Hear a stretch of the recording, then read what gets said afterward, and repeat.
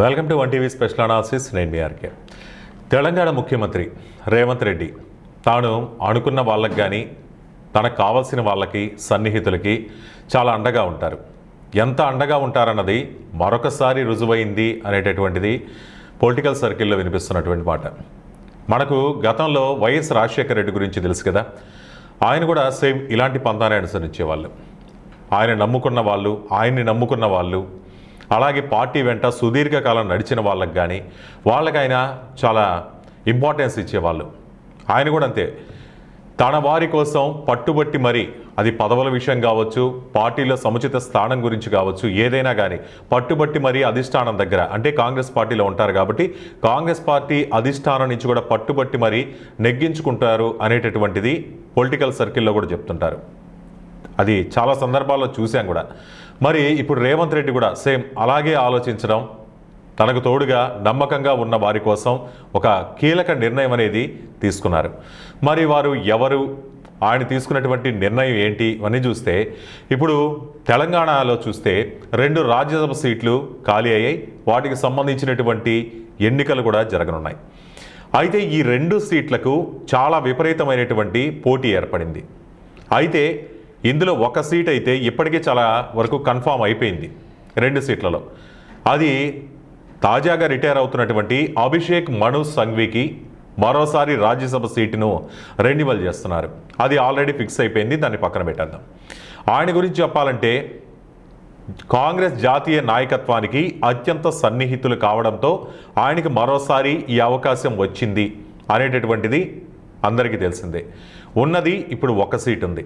దానికోసం ఇప్పుడు తెలంగాణలో చాలా తీవ్రమైనటువంటి పోటీ ఏర్పడిందని చెప్పాలి. దీనికోసం చాలామంది సీనియర్లు, హేమాహేమీలు వీళ్ళందరూ కూడా చాలా పోటీ పడ్డారు ఈ ఒక్క రాజ్యసభ సీటు కోసం. వారిలో సీనియర్ నాయకుడైనటువంటి హనుమంతరావు లాంటి వాళ్ళు కూడా, ఆయనే కాదు అనేక మంది పోటీ పడ్డారు. అలా రేసులో సీనియర్లు ఉన్నారు, జూనియర్లు ఉన్నారు, ఎక్కువ మంది చాలా వరకు సీనియర్లు కూడా ఉన్నారు. ఇంతటి పోటీలో కూడా రేవంత్ రెడ్డి తన మనిషి, తనకు అత్యంత సన్నిహితుడికి అవకాశం ఇప్పించుకున్నారు. అంతేకాదు ఆ స్థానం కోసం పోటీ పడిన వాళ్ళ లిస్టు కూడా చాలా పెద్దది ఉంది. ఇంతమందిలో కూడా ఆయనకి సన్నిహితుడైనటువంటి వ్యక్తికే దక్కించుకున్నారు. సరే, ఇలా పోటీ పడిన వాళ్ళలో ఏఐసిసి కార్యదర్శిగా ఉంటూ పార్టీ కోసం ప్రధాన కార్యదర్శిగా కేసీ వేణుగోపాల్ కార్యాలయంలో బాధ్యతలు చూస్తున్నటువంటి మాజీ ఎమ్మెల్యే వంశీచంద్ రెడ్డి, అలాగే ఎస్సీ నుంచి సాంబయ్య, ఎస్టీల నుంచి బెల్లయ్య నాయక్, బీసీల నుంచి వి హనుమంతరావు, వినయ్ కుమార్, మధు యాష్కి గౌడ్లతో పాటు హర్కర వేణుగోపాల్, చిన్నారెడ్డి, మొత్తం 16 మంది పేర్లని ఆ లిస్టు షార్ట్అవుట్ చేసి అక్కడికి పంపించారు. మరి వీళ్ళందరినీ కాదని చివరికి వేం నరేందర్ రెడ్డి, సాంబయ్య పేర్లను పరిశీలించారు. 2 ఫైనలైజ్ చేశారు. కానీ ఆ 2లో అధిష్టానం మాత్రం వేం నరేందర్ రెడ్డి వైపు మొగ్గు చూపింది. ఏఐసిసి ప్రధాన కార్యదర్శి కేసీ వేణుగోపాల్ నుంచి వేం నరేందర్ రెడ్డి పేరు వెళ్ళగా అదే పేరును ఖరారు చేస్తూ పార్టీ అధ్యక్షుడు మల్లికార్జున ఖర్గే ఆదేశాలు జారీ చేశారు. ఇది మనకు అందినటువంటి ఇప్పటి వరకు ఉన్నటువంటి సమాచారం. కానీ ఇంతమందిని కాదని రేవంత్ రెడ్డి ప్రాధాన్యత ఇచ్చినటువంటి వ్యక్తి ఎవరంటే ఆయనే. ఇప్పుడు మనం చెప్పుకున్నట్టు పార్టీ అధిష్టానం ఏది ఫైనల్ చేసిందో ఆ వేం నరేందర్ రెడ్డి. ఇంతకు వేం నరేందర్ రెడ్డికే ఆ సీటు కేటాయించాలని పట్టుబడ్డారంటే ఎందుకు పట్టుబట్టారు రేవంత్ రెడ్డి అనేది చూస్తే, తెలుగుదేశం పార్టీ ఉన్నప్పటి నుంచి కూడా, ఉమ్మడి ఆంధ్రప్రదేశ్లో తెలుగుదేశం పార్టీ ఉన్నప్పటి నుంచి కూడా వేం నరేందర్ రెడ్డికి అలాగే రేవంత్ రెడ్డికి వీళ్ళిద్దరికీ మంచి దోస్తీ ఉంది. అది మనకు తెలుసు. ఈ ఇద్దరు కూడా చాలా కలిసిమెలిసి పనిచేసేవాళ్ళు, ఒక అండర్స్టాండింగ్తో పోయేవాళ్ళు. ఈ ఇద్దరు టీడీపీలో ఒక జంటగా ఉండేవాళ్ళు. ఇక రేవంత్ రెడ్డి టీడీపీని వీడి మళ్ళీ కాంగ్రెస్కి వచ్చేసిన తర్వాత ఆయనతో పాటు కూడా ఈయన కూడా నరేందర్ రెడ్డి కూడా వెళ్ళిపోవడం జరిగింది. అలా ఇద్దరి మధ్య స్నేహబంధం అనేది ఉండేది. ఇప్పటికి కూడా అదే కంటిన్యూ అవుతుంది. ఇదే ఇప్పుడు వేం నరేందర్ రెడ్డికి కలిసి వచ్చినటువంటి అంశం.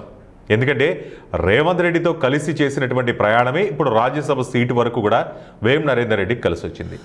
కాంగ్రెస్లో అంచెలంచెలుగా ఎదిగినటువంటి రేవంత్ రెడ్డి తాను సీఎం అయిన తర్వాత వచ్చిన తొలి రాజ్యసభ ఎన్నికలు ఇవి.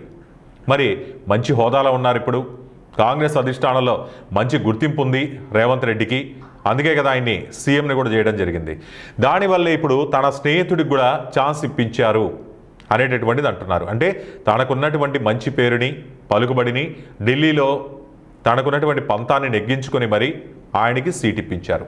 ఒక మాటలో చెప్పాలంటే నరేందర్ రెడ్డికి ఖచ్చితంగా ఇది ఒక గోల్డెన్ ఛాన్స్ అనే చెప్పాలి. ఎందుకంటే నెక్స్ట్ 6 ఏళ్ల పాటు పెద్దల సభలో ఉంటే ఆయనకు రాజకీయంగా కూడా నెక్స్ట్ కీలకంగా ఉండే అవకాశం ఉండేది. సరే, ఈ బంధం ఎందుకు అంతలా బలపడింది, అసలు వీళ్ళిద్దరికి ఉన్నటువంటి స్నేహ బంధం ఎలా కుదిరింది, ఇప్పటికీ ఇంతమంది హేమాహేమీలు కాంగ్రెస్ పార్టీలో ఉంటే అందరినీ కాదని వేం నరేందర్ రెడ్డినే సిఫార్సు చేసేటటువంటి స్నేహం ఏంటి, అంత పంతం పట్టడానికి కారణం ఏంటంటే నరేందర్ రెడ్డి తెలంగాణ రాజకీయాల్లో మొదటగా ఒక కీలక నేతగా ఉన్నారు. ముఖ్యంగా సీఎం రేవంత్ రెడ్డికి ఆయన కుడి భుజం లాంటి వాళ్ళంటే ఇంకా అతిశయోక్తి కాదు. ఆనాడు వైఎస్కి కేవీపీ ఎలా ఉన్నారు, ఇప్పుడు రేవంత్ రెడ్డికి వేం నరేందర్ రెడ్డి కూడా అలా రాజకీయ వర్గాల్లో టాక్ ఉంది అలాంటి వ్యక్తి అని. వేం నరేందర్ రెడ్డి రేవంత్ రెడ్డి మధ్య దశాబ్ద కాలంగా మంచి అనుబంధం. వీరిద్దరూ తెలుగుదేశం నుంచి కాంగ్రెస్లోకి వచ్చారు. అసలు ముఖ్యంగా రేవంత్ రెడ్డి కష్టాల్లో ఉన్నప్పుడు, అంటే రేవంత్ రెడ్డికి తన రాజకీయ కెరీర్లో కూడా ఒక కష్టకాలం నడిచిందంటే అది ఓటుకు నోటు కేసు. అది రాజకీయంగా బాగా ఎదుగుతున్నప్పుడు వేం నరేందర్ రెడ్డి ఆయన వెంటే ఉన్నారు.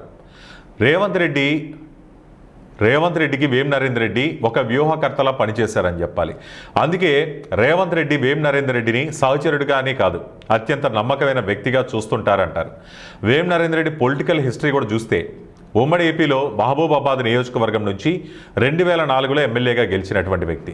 ప్రస్తుతం ఆయన తెలంగాణ ప్రభుత్వంలో సీఎంకి ప్రజా వ్యవహారాల సలహాదారుగా కేబినెట్ ర్యాంకులోనే ఉన్నారు. ఇంకో ముఖ్యమైన విషయం, వేం నరేందర్ రెడ్డి కారణంగానే రేవంత్ ఓటుకు నేటి కేసులో ఇరుక్కున్నారని చెప్తుంటారు. ఎందుకంటే 2015లో జరిగినటువంటి ఎమ్మెల్సీ ఎన్నికల్లో తెలుగుదేశం తరపున ఎమ్మెల్సీ అభ్యర్థిగా పోటీ చేసింది వేం నరేందర్ రెడ్డి. ఆ సమయంలోనే రేవంత్ రెడ్డి ఏసీబీకి చిక్కడం జరిగింది. ఆ తర్వాత ఆ కేసు పరిణామాలన్నింటిలోనూ వీళ్ళిద్దరు కలిసే పోరాటం చేశారు. అప్పుడు కూడా వేం నరేందర్ రెడ్డి రేవంత్ రెడ్డిని విడిచి వెళ్ళింది లేదు. అదే వీరి మధ్య ఉన్నటువంటి అనుబంధం అంటారు.